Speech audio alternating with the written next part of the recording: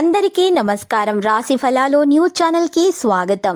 కుంభరాశి వారికి జరిగే శుభాలు అశుభాలేంటో తెలుసుకుందాం. మీ మీద ఒక స్త్రీ చెడు దృష్టి ఉంది. లోకంలో చెడు దృష్టి అనేది ఒక రాజుని కూడా బిచ్చగాడు చేయగల శక్తి కలది. మీ మీద, మీ సంపద మీద ఆ స్త్రీ ఏడుస్తుంది. జాగ్రత్తగా ఉండాల్సిన సమయం ఇది. ఆ చెడు దృష్టి మీకు తగలకుండా ఉండాలంటే మీరు నుడికిపైన ప్రతిరోజు కూడా తిలకం వర్తించుకొని బయటకు వెళ్ళాలి, లేకపోతే మీకు నష్టం చేకూరుతుంది. ఈరోజు మీరు చూసినట్లయితే కనుక కొంతమంది ప్రముఖులను మీరు కలుసుకోవడానికి ఇష్టపడతారు.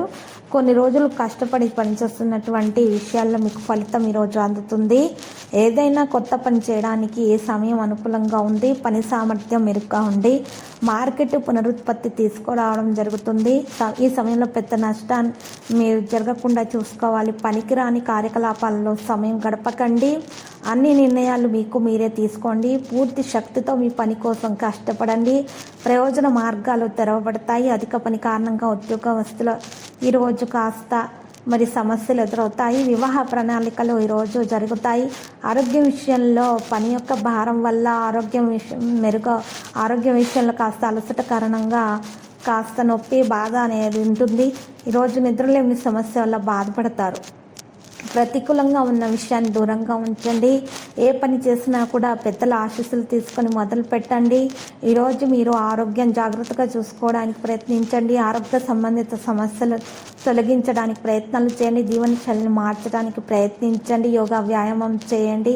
మనసు కలత చెందుతుంది కొన్ని విషయాల్లో, వాటిని బయట ఉంచండి.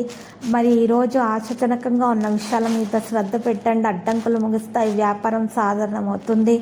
ఉద్యోగాల లక్ష్యం సాధించబడుతుంది. విద్యార్థులు ఉపాధ్యాయులతో సహకరిస్తారు. ప్రాజెక్టులకు సౌకర్యాలు అందుబాటులో ఉంటాయి. తలనొప్పి వల్ల కొంతమంది బాధపడతారు. లక్కీ సంఖ్య 87, లక్కీ కలర్ ఆవాలు. పరిహారంలో అమ్మవారి పూజలు సమర్పించండి. కుంకుమార్చన చేయండి. బట్టలను దానం చేయండి. శుభప్రదంగా ఉంటుంది.